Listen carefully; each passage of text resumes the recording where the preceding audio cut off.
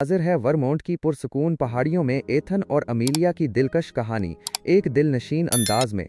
Vermont की पुरसकून पहाड़ियों के दामन में एथन और अमीलिया एक ख्वाबनाक फार्म हाउस में हंसी खुशी जिंदगी गुजार रहे थे।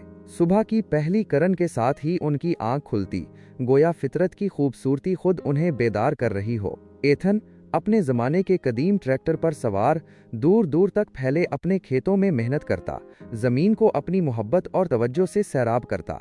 दूसरी जानिब अमीलिया अपने प्यारे और खुशबूदार बागीचे की देखभाल में मगन रहती। उसके सब्ज अंगूठे फूलों और सब्जियों को ऐसी रनाई बख्शते कि देखने वाले दंग रह जाते।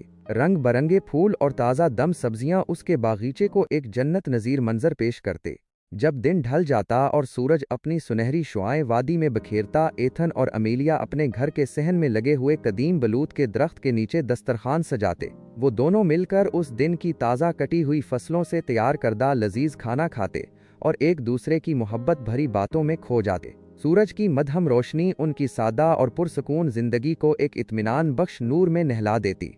उनका प्यार गहरा और जरखेज था, बिल्कुल उसी जमीन की तरह जिस पर उनका घर बना था। वो अमरीकी देही इलाके की खुशहाल मिट्टी का जीता जागता अक्स थे, जिस मिट्टी को उन्होंने अपना घर बनाया था और जिसने उनकी जिंदगियों को एक मजबूत और पायदार बुनियाद अता की थी। उनकी मोहब्बत और मेहनत इस जमीन की रूह में रची बसी थी और यही इनकी लाजवाल कहानी का जौहर था।